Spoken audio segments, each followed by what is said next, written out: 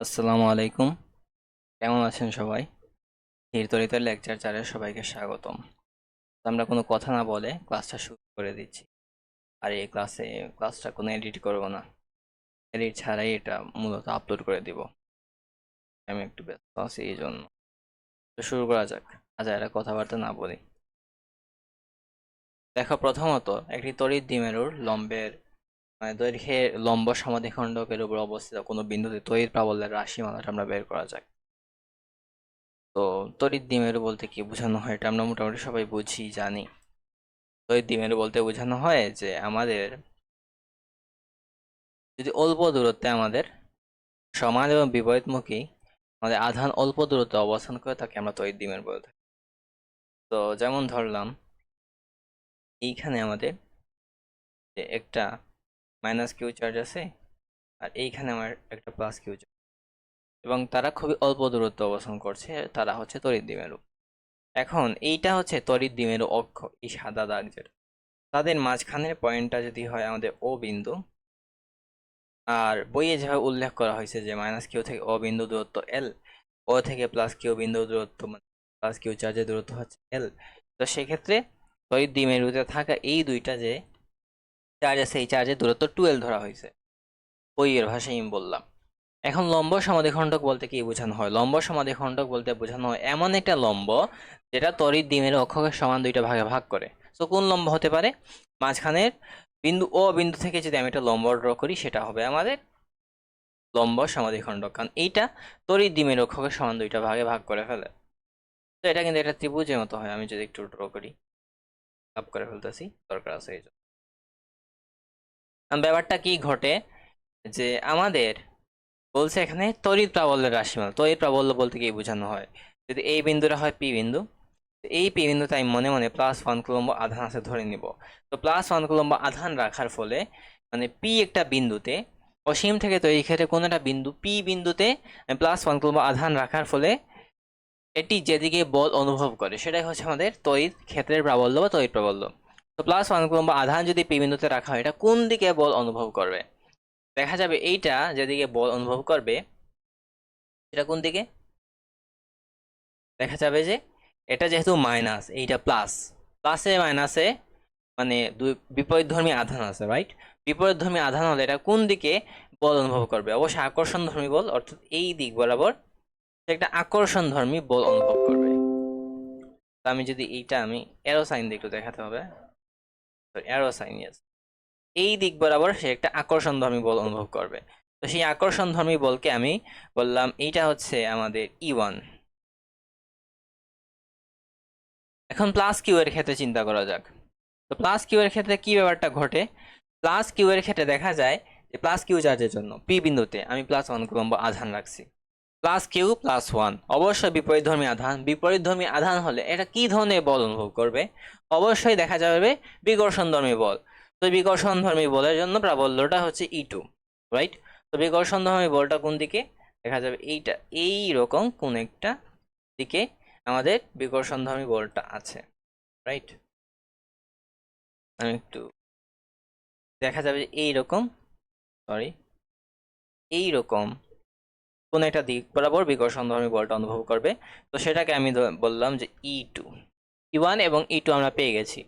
তো আসলে প্রাবল্য কোনটা? E1 E2 এগুলো হচ্ছে প্রাবল্য, ঠিক আছে, বাট লব্ধি প্রাবল্য হচ্ছে আমাদের মেইন টার্গেট। তো এইরকম কোনো একটা মাছ বরাবর লব্ধি প্রাবল্যটা কাজ করবে। তো সেই লব্ধি প্রাবল্যকে আমরা ই দিয়ে রিপ্রেজেন্ট করলাম। কিন্তু ইটা বের করার জন্য আমাদেরকে আগে E1 এবং E2 বের করতে হবে।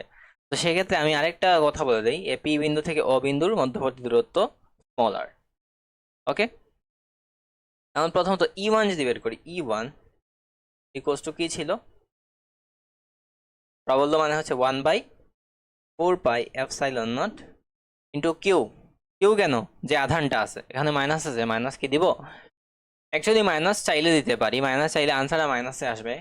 যদি এরকম প্রাবল্যটা মাইনাস আসে, এটার মানে হচ্ছে এটা আকর্ষণধর্মী, বাট আমরা মাইনাস দেই না। প্রফেশনালি যারা করে সেটা হচ্ছে চিত্রের ডায়াগ্রাম ভেক্টর রূপে দেখিয়ে দেয়। তো ভেক্টর রাশি হলে আমরা মাইনাস প্লাসটাকে সবই প্লাস ধরবো, আর যদি স্কেলার হয় তো তাহলে অবশ্যই মাইনাস দিব। তো Q divide by divide by এখানে কি বসবে? এখানে বসবে চার্জ এবং বিন্দুর মধ্যবর্তী দূরত্বের স্কয়ার। চার্জ এবং বিন্দুর মধ্যবর্তী দূরত্ব কোনটা? এইটাই তো। এই দূরত্বটা কিভাবে বের করা যায়? পিথাগোরাসের উপপাদ্য, লম্ব স্কয়ার প্লাস ভূমি স্কয়ার সমান অতিভুজ স্কয়ার। এইটা বের করো যদি, এটা পারবা, এই জন্য আমি ডিটেলসে বলছি না। এটা হবে হবে রুট ওভার আর square plus L square. Same একইভাবে এই দূরত্বটাও কিন্তু আমাদের রুট ওভার আর স্কয়ার প্লাস এল স্কয়ারই হবে, আর স্কয়ার প্লাস এল। তো রুট ওভার আর স্কয়ার প্লাস এল স্কয়ার, এইটার উপরে আরেকটা হোল স্কয়ার আছে। তাহলে যেটা বের হবে যে 1/4 epsilon naught into 2 divide by R square plus L square. এখন যদি একটা ব্যাপার খেয়াল করো, E1 এবং E2 তে যা যা রাশি আছে সব কিছু সেম, তাই E1 এবং E2 সেমই হবে। তাই আমাদের E2 যেটা আছে, E2টাও সেম জিনিসই হবে, যে আমাদের 1/4 epsilon naught into 2 divide by আমাদের root R square plus L square. Okay, আর এটা একটু বোঝা যাচ্ছে না, ভালো করে দেখি। আর এইভাবে বাজেভাবে দেখছি, আর square plus L. Okay fine. এখন আমাদের লব্ধি যেটা আছে ইটা বের করতে হবে। লব্ধি ইটা বের করার জন্য আগে জানতে হবে সামান্তরিক সূত্র। সামান্তরিক সূত্রটা আমি লাস্ট ক্লাসে আমি শর্ট করে বলে দিয়েছিলাম। তো সেই জন্য সামান্তরিক সূত্রের সাহায্যে লব্ধিটা বের করতে হলে অবশ্যই ভেক্টর দুইটা মধ্যবর্তী অ্যাঙ্গেল আলফাটা জানতে হবে। তো আলফাটা জানতে হবে, আলফাটা বের করবো এটা কি। তো সেই জন্য একটা জিনিস খেয়াল করে দেখো, E1 এবং E2 সমান। যদি দুইটা ভেক্টর সমান হয়ে থাকে তাহলে তাদের যে লব্ধিটা আছে সেই লব্ধির সাথে ভেক্টর দ্বয় সমান কোণে ভাগ হয়ে যায়। তাহলে এটাও লব্ধির সাথে থিটা কোণে কাজ করবে, এইটাও থিটা কোণে কাজ করবে। তো টোটাল অ্যাঙ্গেলটা কত? টোটাল অ্যাঙ্গেলটা কিন্তু 2 থিটা আসবে। টোটাল অ্যাঙ্গেলটা কত? টোটাল অ্যাঙ্গেলটা হচ্ছে আমাদের 2 থিটা। তো আমরা লব্ধি ইটা যদি বের করি, তাহলে লব্ধি ই এটা সমান সমান root over of E1 square plus E2 square plus 2 E1 E2 cos theta. এখন একটা ব্যাপার খেয়াল করো, E1 এবং E2 কিন্তু সমান, আর আলফার মানটা হচ্ছে কত? 2 থিটা। এগুলো জাস্ট বসিয়ে দিতে হবে। তো E1 square plus E1 square plus 2 into E1 into E1 cos 2 theta, এইটা উপর রুট। তো আমি একটা লাইন স্কিপ করে এইভাবে বলতে পারি যে কি আছে, 2E1 square plus 2E1 square cos 2 theta, এটা আছে। তো আমরা যে কাজটা করতে পারি, আমরা 2E1 স্কয়ারটা কমন নিয়ে নিব। 2E1 স্কয়ার কমন নিলে আমরা পাচ্ছি কি 1 প্লাস cos 2 থিটা। এই সূত্রটা একটু মাথায় রাখবা। ত্রিকোণমিতির একটা সূত্র আছে, সেটা হচ্ছে cos 2 থিটা, এইটা মানে হচ্ছে আমাদের 2 cos স্কয়ার থিটা। ওকে, তাহলে আমরা বলতে পারি ইকুয়ালস টু যে √2 E1 স্কয়ার, এটাকে E1 আর এটা কি থাকলো √2 cos স্কয়ার থিটা। √2 মানে √4 মানে 2, E1টা থাকলো, আর cos square theta root over cos square theta মানে হচ্ছে আমাদের cos থিটা। এটা হচ্ছে আমাদের লব্ধি প্রাবল্য নির্ণয়ের সূত্র। কখন? দ্বিমেরুর ক্ষেত্রে, তড়িৎ দ্বিমেরুর ক্ষেত্রে। এটা কি? এটা হচ্ছে লব্ধি প্রাবল্য নির্ণয়ের সূত্র। একটু আমরা মাথায় রাখতে পারি। আশা করি বুঝতে পেরেছেন এতটুকু। এরপরের টপিকে আমরা চলে যাব। এই এতটুকু আমি বুঝাইছি, কোনো প্রশ্ন থাকলে কমেন্টে জানাবা। এরপর যদি আমরা যাই, সেটা হচ্ছে একটা কেস আমরা চিন্তা করব। সেটা হচ্ছে যে আগে গতকালকে ক্লাসে দেখছো যে আমরা প্রাবল্য বের করছি, যে আমাদের তড়িৎ দ্বিমেরুর অক্ষের বাইরে কোনো বিন্দু ক্ষেত্রে প্রাবল্য বিভব বের করছি। তখন আমরা প্রথমে এই এল সহ একটা দূরত্ব, আমরা একটা ইকুয়েশন বের করছি, তারপর এলটাকে নেগলেক্ট করে ফেলছি। তো এখানেও আমরা কি করবো? এল কে নেগলেক্ট করবো। নেগলেক্ট মানে কি? এটাকে জাস্ট ইগনোর।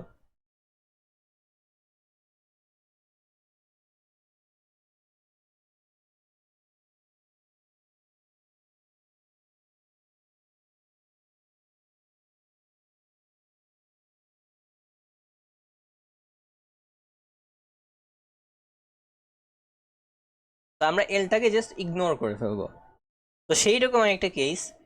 বাট অনেকে একটা জিনিস, একটা কোয়েশ্চেন বা একটা কনফিউশন আসতে পারে যে আমরা লব্ধি পাওয়ালো ইটা বের করছি, সেই ক্ষেত্রে আগের বেলা আমরা নেগলেক্ট করছি, বাট এখানে তো ডিফারেন্ট কেস। আমরা E1 E2 এর বেলা আমরা নেগলেক্ট করে এখন জিনিসটা করবো অ্যাকচুয়ালি। হুম।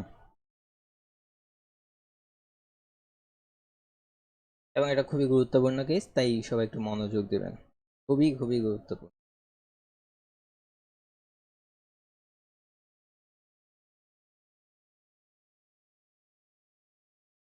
তো এবার একটু খুব ভালোভাবে দেখবেন, জিনিসটা খুবই গুরুত্বপূর্ণ।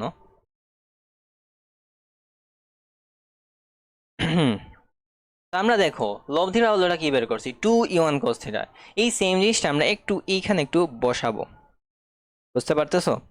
আমরা এই সেম জিনিসটা এখানে একটু বসাই, যে আমরা লব্ধি বাহুল্য আমরা পেয়েছি 2E1 cos theta. Fine, very good. এখন 2 ইন্টু E1 এর পরিবর্তে আমরা ওই E1 যেটা আগে পেয়েছি সেটা বসাই ফেলবো, যে 1/4πε0 ইন্টু আমাদের, এটা অ্যাকচুয়ালি বিস্তৃত সূত্রটা, কারণ এই সূত্রটা একটু সিম্পলিফাই তো করা উচিত। এখন দেখো এখানে লব্ধিটা হলো ইটা বের করার জন্য আগে E1টা লাগতেছে। এখন তুমি E1 এর মানটা না জেনেই আমরা এইখানে আর এবং এল এর মাধ্যমে, এবং আমরা কি তড়িৎ দ্বিমেরু ভ্রামকের মাধ্যমে কিভাবে বের করতে পারি সেটা একটু দেখতে চাচ্ছি। তো 1/4πε0 ইন্টু কিউ ডিভাইড বাই কি ছিল, √r² প্লাস l²। আচ্ছা cos থিটা মানে তো আমি পারবো না, cos থিটা মানে কি বসাতে পারি? cos থিটা মানে তো আমার প্যাচ লেগে গেছে এখন ভাই, কারণ এখানে তো কোনো অ্যাঙ্গেল নাই। cos থিটা মানে কি, ভূমি বাই অতিভুজ। তো ত্রিভুজটাতে যদি যাও, ভূমি মানে ছিল এল আর অতিভুজ √r² প্লাস l²। তো cos থিটার পরিবর্তে L divide by √r² plus l²। Very good. এখন √r² প্লাস স্কোয়ার দুইটা রুট, যেমন ধরো আমি বললাম যে √2 ইন্টু √2, এটা মানে কি 2ই তো, রাইট? ওই ব্যাপারটা এখানে ঘটবে। তো ওই ব্যাপারটা যদি এইখানে ঘটানো হয়, কি ঘটবে? ওয়েট এ মিনিট, আমি একটা জিনিস ভুল করছি, সরি ফর দ্যাট। যে E1 এর সূত্রে কোনো রুট ছিল না, ওকে? E1 এর সূত্রে কোনো রুট ছিল না। এখন খেয়াল করো, সমান সমান আমরা এইটাকে কি লেখা যায়? সমান সমান আমরা বলতে পারি যে 2L³ divide by 4πε0 into 1 divide by, আমরা কি বলতে পারি, r² প্লাস স্কোয়ার আর √r² প্লাস l²। আচ্ছা, √r² প্লাস l² এটাকে বলা যায় যে আমাদের r² প্লাস l² এইটার উপরে হাফ আছে, আর এর উপরে পাওয়ার কত, 1 আছে। তাহলে পাওয়ারটা যখন আমরা সেম মানে বেসটা যদি সেম থাকে তখন কি হয়, পাওয়ারটা যোগ হয়। পাওয়ারটা যোগ হলে এটা পাওয়ারটা আসবে 3/2। তো এখানে আসবে r² প্লাস l², এটার পাওয়ার হিসেবে 3/2 পাওয়া যাবে। এটাকে আমি এইভাবে রিপ্রেজেন্ট করতে পারি যে √, সেইটাকে এভাবে রিপ্রেজেন্ট করলে কঠিন হয়ে যাবে, যাই হোক এভাবেই থাকুক। এবার আমরা যে জিনিসটা করতে পারি, দেখো 2L³ মানে কি ছিল, 2L³ মানে ছিল তড়িৎ দ্বিমেরু ভ্রামক P। তো ফাইনালি আমরা লব্ধিটা এইভাবে রিপ্রেজেন্ট করা যায় যে 1/4πε0 into P divide by r² plus l², এর পাওয়ার হিসেবে 3/2। আই থিঙ্ক বোঝা গেছে, একটু প্যাচ লেগে গেছে তাই না? তো ব্যাপারটা হচ্ছে, আমি একটু রিক্যাপ করি। দেখো E1 E2টা আমরা বের করেছি সূত্রের মাধ্যমে খুব সহজেই, তারপর সেটার মাধ্যমে লব্ধিটা বের করছি। এখন লব্ধিটা বের করার জন্য দেখলাম E1 এর মানটা জানা লাগতেছে। আমরা এমন কিছু করতে চাচ্ছি যাতে আমাদের E1 এর মানটা না জেনেই আমরা এটা করতে পারি বা সলভ করতে পারি। তো সেজন্য এই ব্যাপারগুলা এখানে আমরা সিম্পলিফাই সূত্রটা বের করছি। এখন স্পেশাল কেসে আসা যাক। What is a special case? তো স্পেশাল কেসটা কি? আমি একটা নতুন পেজ নিতে হবে, ওকে? নতুন একটা পেজই নেই, দেখো ওয়েট এ মিনিট, কই গেল? একটা নতুন পেজ নিয়ে অপশন থাকে তো। Insert a new page after, okay এটা নতুন পেজ নিলাম। এটা ব্যাকগ্রাউন্ড কালারটা আমি একটু চেঞ্জ করে ফেলি।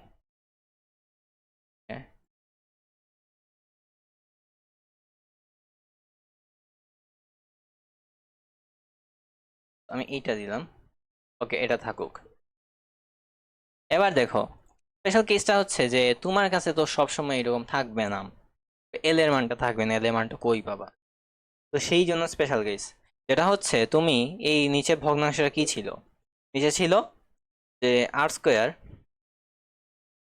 প্লাস এল স্কোয়ার, এইটার উপর একটা 3/2 আছে, এল এর মানটা নাই। লাইক ধরো একটা ব্যাপার আছে যে আর এর মানটা 1 আর এল এর মানটা 0.0005, তখন কি আমি এটা বলতে পারি না যে r is much much bigger than এল?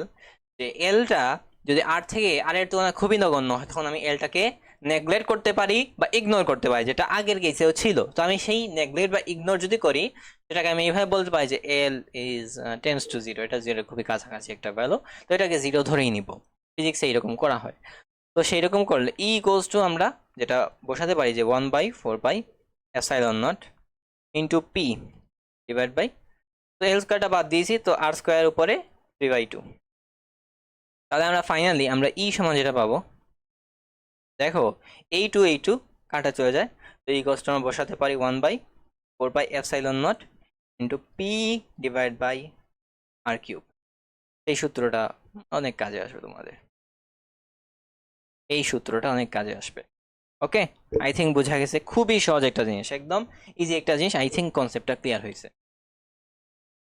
একটি তড়িৎ দ্বিমেরু দৈর্ঘ্যের লম্ব সমদ্বিখণ্ডকের উপর যে কোনো বিন্দুতে তড়িৎ বিভবের রাশিমালা। অ্যাকচুয়ালি ওই আগের চিত্রের মতোই হবে, বাট এখানে একটা জিনিস চেঞ্জ আছে, সেটা হচ্ছে একটু খেয়াল করো। বিভব এটা স্কেলার রাশি, যদি কোনো একটা জিনিস স্কেলার রাশি হয়, স্কেলার রাশির ক্ষেত্রে কোনো ডিরেকশন আছে? না, কোনো ডিরেকশন নাই। তো এই জন্য আমার ওই রকম অ্যারো সাইন দিয়ে দেখানোর প্রয়োজন নাই, আমি সিম্পলি একটু দেখাই। দেখো যেমন এটা একটা, এটা হচ্ছে মাইনাস কিউ, এটা হচ্ছে প্লাস কিউ। তো এটা হচ্ছে আমাদের তড়িৎ দ্বিমেরু অক্ষ, তড়িৎ দ্বিমেরু অক্ষের মধ্যবিন্দু ও। তো ও থেকে আমি কি করলাম, আমি একটা কাজ করলাম, সেটা হচ্ছে ও থেকে একটা লম্ব সমদ্বিখণ্ড ড্র করলাম। তো লম্ব সমদ্বিখণ্ড এখানে একটা পি বিন্দু আছে, তো সেই পি বিন্দুতে মনে মনে +1 কুলম্ব আধান আছে ধরে নেওয়া হলো। তো বিভব মানে কি বোঝায়? বিভব মানে বোঝানো হয় যে আমাদের অসীম থেকে তড়িৎ ক্ষেত্রে কোনো একটা বিন্দুতে যদি আমি একক ধনাত্মক আধান স্থাপন করি, তবে আমাকে যে পরিমাণ কাজ করতে হবে এটাই। তো কাজ কি? স্কেলার রাশি, তাই এখানে কোনো ডিরেকশন হয় না, এখানে কোনো কি ডিরেকশন হবে না। জিনিসটা একটু মাথায় ভালোভাবে সেট করতে নিতে হবে। তো আমাদের মাইনাস কিউ এর জন্য একটা ভোল্টেজ থাকবে বা বিভব, সেটা আমি V1 ধরলাম, আর আমাদের প্লাস কিউ এর জন্য একটা বিভব থাকবে, সেটা V2। তো এটা কোনো ডিরেকশন নাই, আমি তাই এরো সাইন দিয়ে কোনো কিছু দেখানোর নাই। তো ফার্স্টলি, তো এই পয়েন্টে রাইট, এই পয়েন্টে একটা বিভব V থাকবে টোটালটা, আমি যে জিনিসটা বুঝাই। তো পি বিন্দুতে থাকা +1 কুলম্ব আধানের জন্য মাইনাস কিউ চার্জের, মানে মাইনাস কিউ চার্জের জন্য পি বিন্দুতে একটা বিভব V1 থাকবে, প্লাস কিউ চার্জের জন্য পি বিন্দুতে একটা বিভব V2 থাকবে। এবং টোটাল বিভব যদি আমি চিন্তা করি, বিভব মানেই বোঝানো হয় যোগ বিয়োগের ব্যাপারটা, টোটাল বিভব মানেই বুঝতে হবে যোগ বিয়োগ। তো আমাদের প্রথমত V1 V2 বের করতে হবে। তো V1 সমান সমান 1/4πε0। তো এখানে আগের মতো পি এবং ও বিন্দুর মধ্যবর্তী দূরত্ব আর, তাহলে এইটা কি √r² + l²। তো বিভব তো একটা স্কেলার রাশি, তোমরা তো জানো। তো স্কেলার রাশি হলে মাইনাস প্লাস সব হিসাবে ধরতে হবে, তাহলে একটা মাইনাস কিউ আছে ডিভাইড বাই √r² + l²। এমনি V2 ইকুয়ালস টু 1/4πε0 ইন্টু, এখানে প্লাস কিউ আছে, ডিভাইড বাই √r² + l²।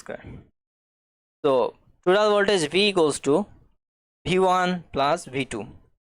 তো এই মাইনাসটা একটু সামনে নিয়ে নিতে পারি, 1/4πε0 into q divide by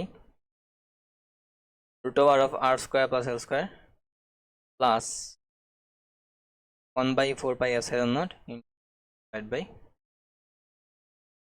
√r² + l²। এইটা কাটা দাও তুমি, রেজাল্ট হিসেবে 0 পাবা। অর্থাৎ আমরা যেটা বলতে চাচ্ছি যে একটা তড়িৎ দ্বিমেরু দৈর্ঘ্যের লম্ব সমাদ্বিখণ্ডক, এই কেসের ক্ষেত্রে আমাদের বিভবটা শূন্য হয়ে থাকে। বিভবটা কি হয়ে থাকে? শূন্য হয়ে থাকে, এটাই বলা। আই থিঙ্ক বোঝা গেছে। একটা তড়িৎ দ্বিমেরুর জন্য তড়িৎ ক্ষেত্রে যে কোনো বিন্দু নিতে তড়িৎ বিভবের রাশিমালা। এইটার অ্যাকচুয়ালি প্রমাণটা অনেক অনেক বড়, তো সময় নষ্ট করতে চাই না, আমি সরাসরি বলবো এই সূত্রটা শিখে নাও। এটা কমপ্লেক্স, ফার্স্টে এটা কমপ্লেক্স প্রুফ আছে। তো এই যে সময় যেটা আছে তোমাদের, সেক্ষেত্রে কমপ্লেক্স প্রুফটা শেখার অবশ্যই দরকার নেই। যদি অনেক ইন্টারেস্ট থাকে রিসার্চ করলেও পাবা, অথবা আমাকে ইনবক্স করলে আমি বুঝিয়ে দিতে পারবো। আপাতত এটা জাস্ট সূত্র শিখে নাও, সেটা হচ্ছে V equals to 1/4πε0 into P cos theta divide by r square. এই সূত্রটা জাস্ট একটু মাথায় গেঁথে নিবা। এটার জন্য এটা তোমাকে আপাতত প্রুফ শেখা লাগবে না, প্রবল ইন্টারেস্ট থাকলে পরীক্ষার পরে দেখিস ভাই, এখন দেখার দরকার নেই। ওকে, জায়গাটা অনেক বড়, তাই অনেক বড় করে দেখে ফেললাম। এখন আই থিঙ্ক ম্যাথে যাওয়ার সময়। দেখো, জলীয় বাষ্পের মধ্যে একটি তড়িৎ নিরপেক্ষ পানির অণু H2O ধনাত্মক ঋণাত্মক আধানের মধ্যবর্তী দূরত্ব 3.9 পিকোমিটার। পিকোমিটার সম্পর্কে আমি বলছি, পিকো সম্পর্কে বলছি। পানির অণু দ্বিপোল ভ্রামক কত বা দ্বিমেরু ভ্রামক কত? তো দ্বিমেরু ভ্রামককে আমরা পি দিয়ে প্রকাশ করি। তো পি গোস টু 2QL। তো এখানে এটাকে একটু সুন্দরভাবে দেখি যে কিউ ইন্টু 12। আচ্ছা, 12টাকে ছিল ওই ধনাত্মক এবং ঋণাত্মক আধানের মধ্যবর্তী দূরত্ব, এখানে সরাসরি সেটা দিয়েছে 3.9 পিকোমিটার। তো পানির অণুর মধ্যে আমার আধানের পরিমাণটা কত, এটাই কেউ বলতে পারবে? ফার্স্টে আমাদের পানির অণুর মধ্যে কি পরিমাণ আধান আছে সেটা একটু জানতে হবে। হুম,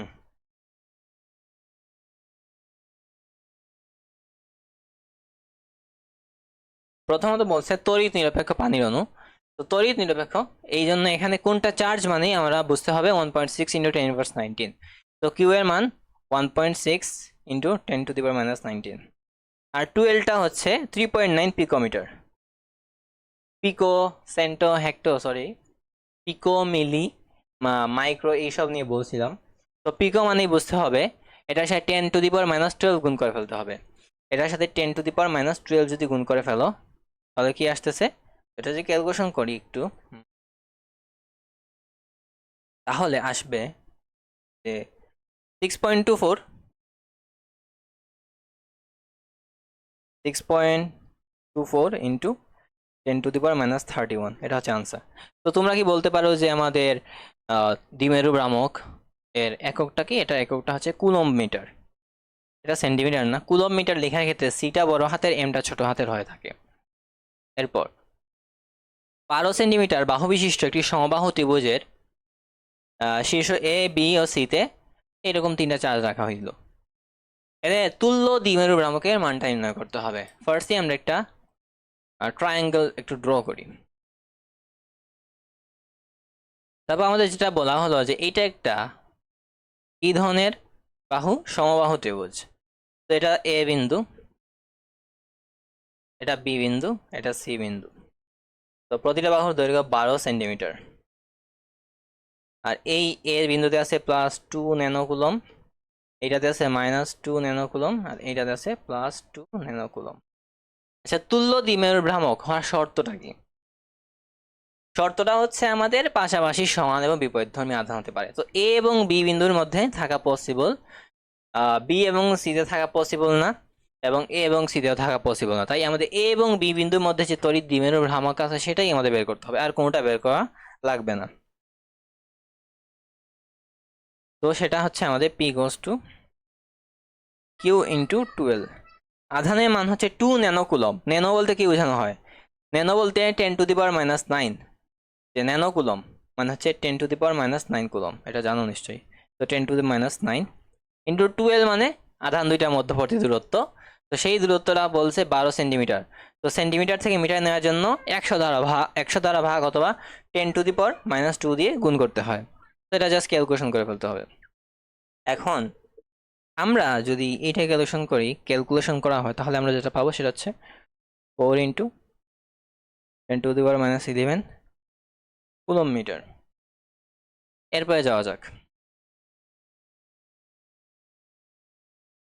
বায়ুতে অবস্থিত একটি তড়িৎ দ্বিমেরুর দুটি বিপরীত আধানের প্রত্যেকটির মান 3.2 ইন্টু 10⁻⁻6 কুলম এবং এদের মধ্যবর্তী দূরত্ব 4 centimetre. Okay fine, very good. দেখো খুব ভালোভাবে আমরা একটু খেয়াল করি।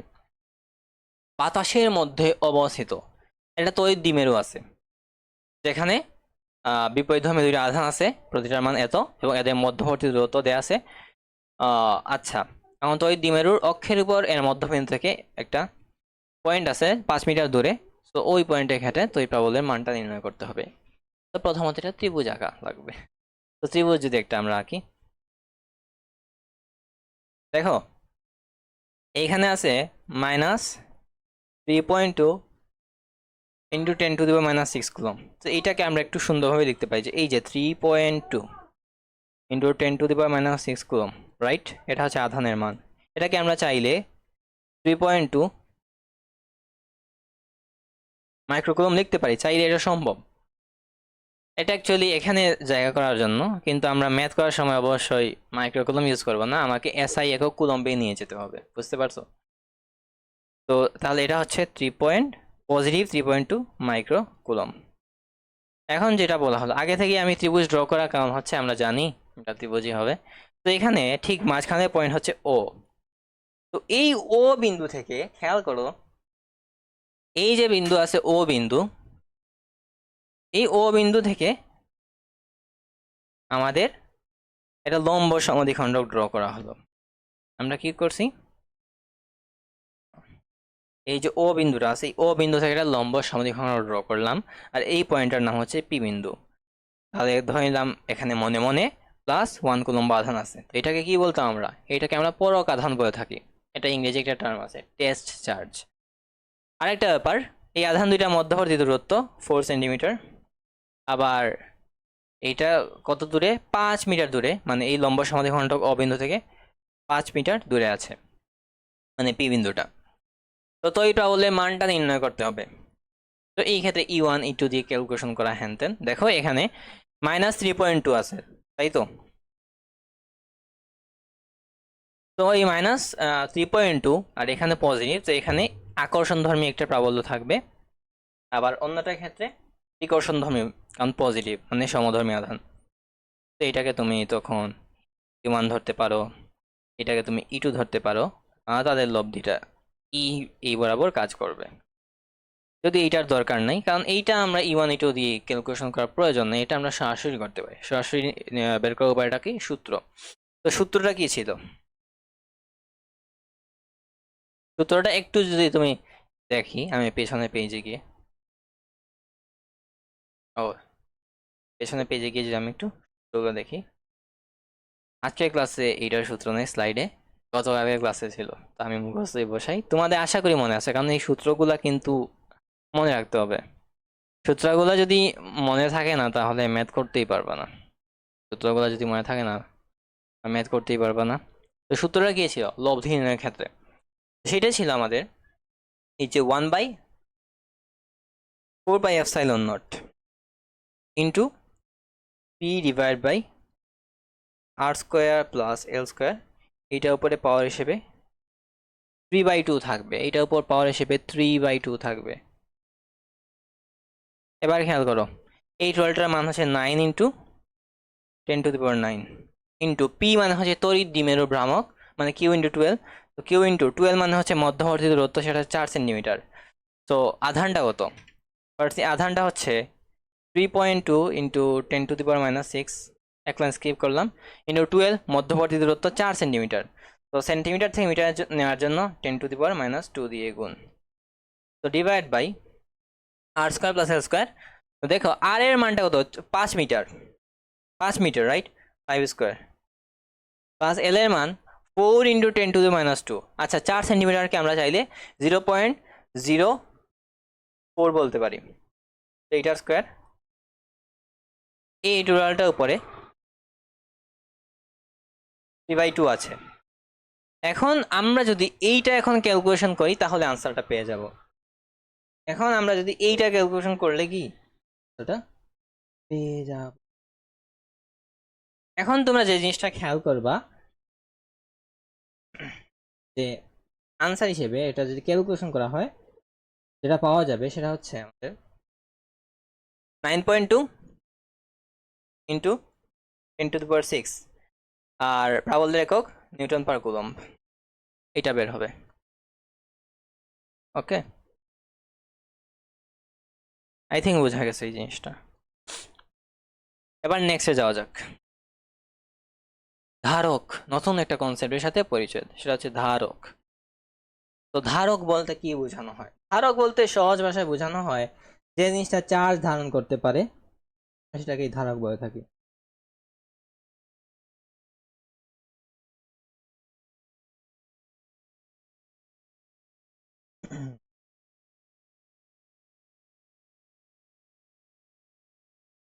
ধারক বলতে কি বোঝানো হয়? ধারক বলতে বোঝানো হয় যা চার্জ ধারণ করতে পারে সেটাকে বলা হয় ধারক। ধারকের ইংরেজি ক্যাপাসিটর। তবে ধারক আর ব্যাটারির মধ্যে তোমরা কনফিউশন লাগাইতে পারো। ব্যাটারি মানে বোঝানো হয় যে জিনিসটা অ্যাকচুয়ালি, ব্যাটারি তো অনেক প্রকার হয়। ব্যাটারি যে বেসিক যে কনসেপ্ট, যেমন তোমরা অনেকে রিমোটে ব্যাটারি ইউজ করো। রিমোটে ব্যাটারি কি হয় যে এখানে ভেতরটা কেমিক্যাল থাকে, সেই কেমিক্যাল এনার্জিটা কি হয়, কেমিক্যালটা রিয়াকশন করে এনার্জিতে কনভার্ট হয়, তো এনার্জিটা স্টোর করা থাকে ওখানে। এবং ধারকের জিনিসটা হচ্ছে যে সেটা খুবই অল্প সময়ের জন্য আমাদের জিনিসটার ভেতরে বা ক্যাপাসিটির ভেতরে খুবই অল্প সময়ের জন্য এনার্জি থাকে, যেটাকে আমরা কাজে লাগাতে পারি খুবই অল্প সময়, সেটা ওখানে স্টোর করা থাকে না, খুবই অল্প সময় এখানে স্থায়ী থাকে। তো ধারকের ব্যাপারে যে ব্যাপারটা ঘটে বেসিক্যালি, বেসিক যদি আমি একটা ধারকের স্ট্রাকচার আমি আঁকি, সেটা কি, সেটা হচ্ছে যে এইরকম, যে আমি একটু দেখাই, আমি একটা বেসিক স্ট্রাকচার ড্র করি ধারকের। অ্যাকচুয়ালি এই যে জিনিসটা একটা সমান্তরাল পাত ধারক বলা হয়, কারণ এটা পাশাপাশি এখানে থাকে, বাট এটা বেসিক স্ট্রাকচারের জন্য এটা ইউজ করে পড়ানো হয়। তো এখানটা মাইনাস আধানে আহিত, আর এটা প্লাস আধানে আহিত। তারপর আমরা যে জিনিসটা করে থাকি যে এইটার সাথে এটা ব্যাটারি কানেক্টেড করে দিই। তো এইভাবে লাইক দিস একটা কাজ করি, তো এইভাবে একটা, তখন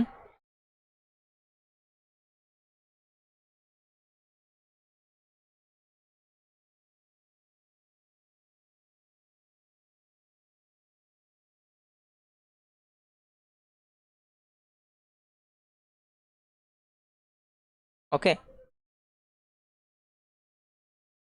আই থিঙ্ক এতটুকু বুঝতে পারছো।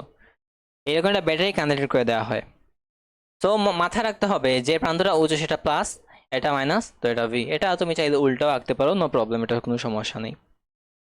তো ব্যাপারটা এখানে কি ঘটে, তো ফার্স্টলি এখানে যে যে অনেকগুলো টার্ম আছে, এটা হচ্ছে মাইনাস চার্জে চার্জিত একটা পাথ, আর এটা হচ্ছে প্লাস চার্জে চার্জিত একটা পাথ। এই পাথ দুটির মধ্যবর্তী দূরত্ব এইটা হচ্ছে ডি। তো এই প্রতিটা পাতের প্রস্থচ্ছেদের ক্ষেত্রফল আছে, সেই প্রস্থচ্ছেদের ক্ষেত্রফলটা হচ্ছে আমাদের এ। এবং আমরা এই যে পাত যেটা আছে, এই পাতটা একটা মাধ্যমে রাখা হয়, এটা বায়ুতে রাখা হয়, এটা একটা মাধ্যমে রাখা হয়। অ্যাকচুয়ালি আমরা জানি না এটা কোন মাধ্যমে রাখা হয়, কোয়েশনে মাধ্যমে আমাদের পরাবৈদ্যুতিক ধ্রুবক দেওয়া হয়ে থাকে। তো ওই মাধ্যমে একটা পরাবৈদ্যুতিক ধ্রুবক থাকে, যেমন এখানে একটা মাধ্যমে রাখা হয়েছে। তো মাধ্যমে পরাবৈদ্যুতিক ধ্রুবক কেটা দেওয়া আছে, কেটা পরাবৈদ্যুতিক ধ্রুবক সম্পর্কে তোমরা জানছো, তোমরা বুঝো না এটা কি, কোন একটা মাধ্যমে আছে। তো ওই মাধ্যমে থাকার জন্য এটা এটা একটা কনস্ট্যান্ট হিসেবে কাজ করে। এই কেটা, এই কে এর কনস্ট্যান্ট দ্বারা বোঝানো হয় এটা কোন মিডিয়ামে আছে ব্যাপারটা, আর কিছু না। তো ব্যাপারটা ঘটে যে মাইনাস থেকে প্লাস চার্জে ইলেকট্রনের একটা ফ্লো হয়, ইলেকট্রনের একটা ফ্লো হয়। ওকে, তো ধারকের ক্ষেত্রে সবচেয়ে গুরুত্বপূর্ণ যে কথাটা একটু মাথায় রাখতে হবে, এইখানে আমাদের আধান এবং ভোল্টেজ সমানুপাতিক হয়ে থাকে। কথাটা আবার বলি, এখানে আমাদের আধান এবং ভোল্টেজটা সমানুপাতিক হয়ে থাকে। সো এই এখন যদি এই সমানুপাতিক চিহ্নটা তুলে দাও, তাহলে আমাদের যে ধ্রুবকটা আসবে সেটা হচ্ছে সি, আর এখন ভি থাকলো। এখন এই সিটা কি, কোয়েশ্চেনটা হচ্ছে এখানে সিটা কি, আমার অনেস্ট আনসার, আমাদের এই যে সি যেটা আছে, এই সিটাকে বলা হয় কি, ধারকত্ব, রাইট? এই যে সি আছে, এই সি কে বলা হয় ধারকত্ব। আর এটার এককটা কি জানো? এইটা এককটা যদি আমি কমনলি এখন বলি তাহলে এটা আসবে কুলম বাই ভোল্টেজ। এটার এককটা হচ্ছে ফ্যারাড।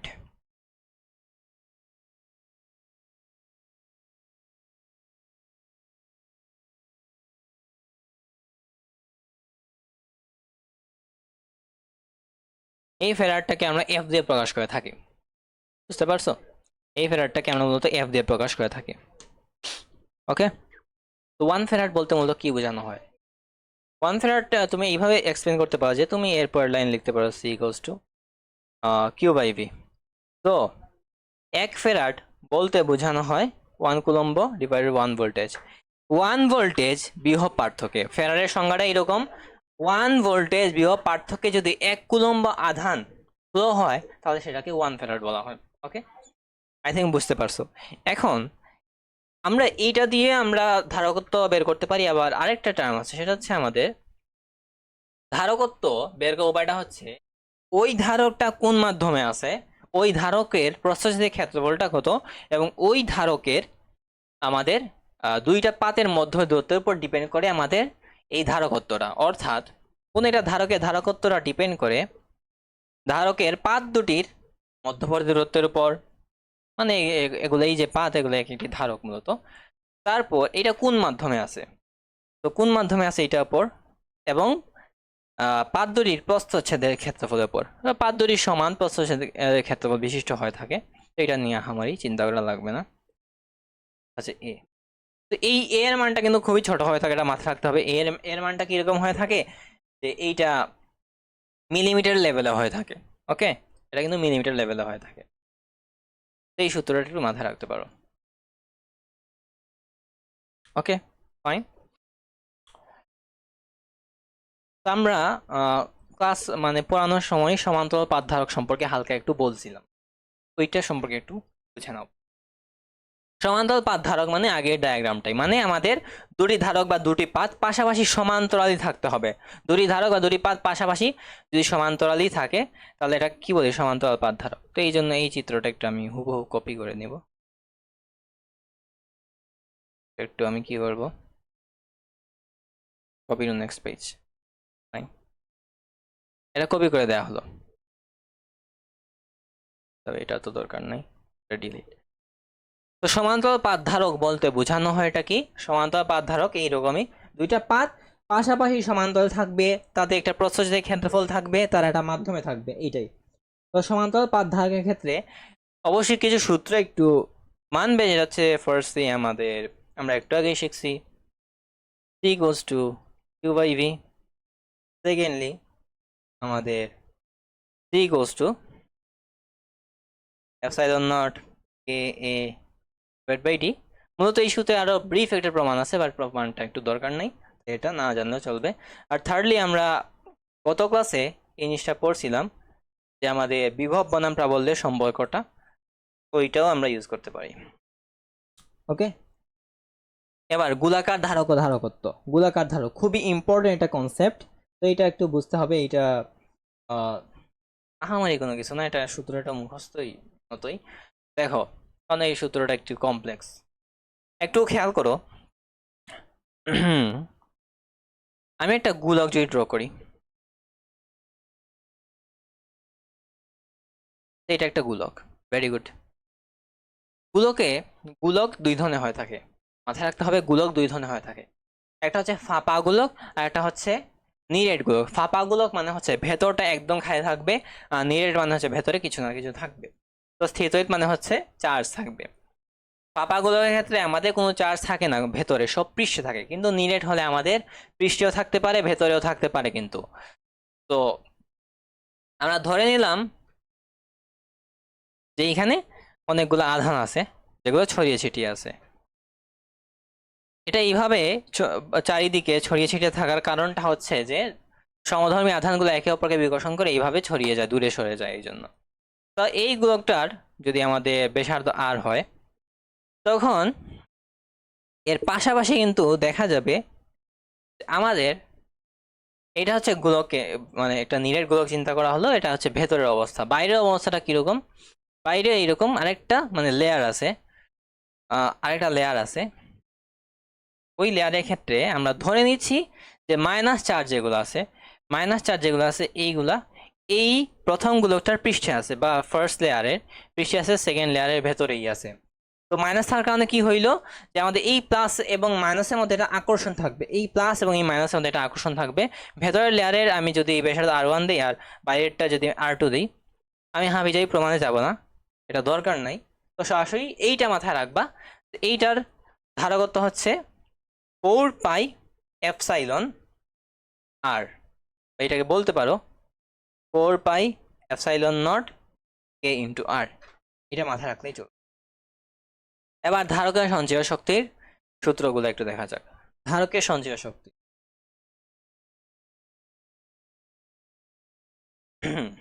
ধারকের সঞ্চয় শক্তি অনেকগুলো আছে, এগুলো মূলত ইন্টিগ্রেশন করে প্রুফ আসে, তো প্রুফটা আমি দেখাচ্ছি না। সো আমরা একটা সূত্র থেকে অনেকগুলো সূত্র বের করতে পারি চাইতে। তো বেসিক সূত্রটা আমরা মূলত ইন্টিগ্রেশন করে আসে u = ½ cv²। তো এটা হচ্ছে মূল সূত্র। এটা কোন সূত্র? এটা হচ্ছে মেইন সূত্র। এই সূত্রটাকে আমরা চাইলে মডিফাই করে আরো অনেকগুলো সূত্র বের করতে পারি। তো ফার্স্টে আমরা জানি c = q/v, রাইট? তো q এর জায়গায়, সরি c এর জায়গায় q/v বসিয়ে দিতে পারো, হাফ আমাদের q/v আর এরপরে v²। তো v যদি কাটাকাটি করি তাহলে আমরা u = ½ qv, এটা একটা সূত্র বলা যায়, এটা একটা সূত্র, সেটা বলা যায়। আবার দেখো, তুমি as you know q = cv, তুমি v এর জায়গায় q/c যদি বসাও, এই v এর জায়গায় q/c যদি বসানো হয় তাহলে পাওয়া যায় ½ q × q/c। তাহলে আমরা কি পাচ্ছি? আমরা পাচ্ছি u = ½ q²/c। এইটা আরো একটা সূত্র। তো এই তিনটে সূত্র হচ্ছে আমাদের ধারকের সঞ্চয় শক্তির সূত্র। এই ধারকের সঞ্চয় শক্তির এই তিনটে সূত্র আমাদের ব্যবহার করে মূলত ম্যাথগুলো আনসার করতে হবে। এরপর যদি আমরা আসি, সেটা হচ্ছে আমাদের একক আয়তনের সঞ্চয় শক্তি। আচ্ছা, একক আয়তন সঞ্চয় শক্তিটা কি? একক আয়তন সঞ্চয় শক্তি মানে হচ্ছে জাস্ট যে সঞ্চয় শক্তিটা আছে ওইটাকে তুমি জাস্ট আয়তন দিয়ে, একক আয়তনে যেটা আছে ওই আয়তন দিয়ে ভাগ করে ফেলতে হবে। তো একক আয়তন সঞ্চয় শক্তি মানে প্রাইমারিলি সঞ্চয় শক্তি যদি ইউ হয়, আমি একক আয়তন সঞ্চয় শক্তিকে ইউ প্রাইম দিয়ে প্রকাশ করে ফেললাম। ইউ প্রাইম মানে হচ্ছে ইউ বাই আমাদের আয়তন, যেটা ভলিউম, এটাকে বাংলা আয়তন লিখি কারণ এখানে ভি দিয়ে আমি বিভব বোঝাচ্ছি। তো ইউ এর পরিবর্তে ½ cv², আই গেস এটা আমি বোঝাচ্ছি ডিভাইড বাই আয়তন। মানে কি বোঝায়? আয়তন মানে হচ্ছে আমাদের ক্ষেত্রফল কোন কোন দৈর্ঘ্য বলতে পারি। তো ক্ষেত্রফল এটা a এবং দৈর্ঘ্য যদি d দেই, এটা আমরা বলা যায় চাইলে, ওকে, এটা কিন্তু একটু চাইলে বলা যায়। এইবার আমরা একটা কাজ করলাম, সেটা হচ্ছে ইকুয়ালস টু হাফ c এর পরিবর্তে ε0 a a divide by d into v² divide by a d বসিয়ে দিলাম। তো a এবং a কাটা চলে গেল। তো এরপর আমরা যেটা বলতে পারি, দেখো খেয়াল করে, যে এরপরের লাইনটা কি রকম হবে। এটা এইরকম half ε0 K v² by d², এরকম চলে আসলো। এখন এই d মানে এটা দূরত্ব বোঝানো হয়েছে। আমরা ই সমান যে প্রাবল্য সমান v/r বা v/d বসাইছিলাম, তাহলে উভয় পক্ষে যদি বর্গ করা হয়, আমরা যদি উভয় পক্ষে বর্গ করি তাহলে বলতে পারি square equals to v² by d²। ওইটা যদি বসানো হয় হাফ ε0 কে, তাহলে e² বলতে পারি, প্রাবল্য এর স্কোয়ার। প্রাবল্য এর স্কোয়ার বলা যাবে। এখন যদি আমরা ধরি যে কে এর মানটা 1, কে এর মানটা 1 ধরা হয়, তাহলে ফাইনালি ইউ প্রাইম বলতে পারি হাফ ε0 তারপর e²। এটা হচ্ছে একক আয়তন সঞ্চয় শক্তির একটা সূত্র। এটাই হচ্ছে একক আয়তনের একটি সূত্র। আশা করি বোঝা গেছে, বোঝার কথাই। তো যা হচ্ছে কথা, আজকের ক্লাসে এতটুকুই থাকবে। তারপর আমাদের আরেকটা ক্লাস আসবে থিওরির উপর। তো এই ক্লাসে আমরা লাস্ট থিওরি হবে, এরপর সিকিউ এমসিকিউ। তো আজকের ক্লাসে এতটুকুই থাকলো, পরবর্তী ক্লাসে দেখা হবে ইনশাল্লাহ। আসসালামু আলাইকুম।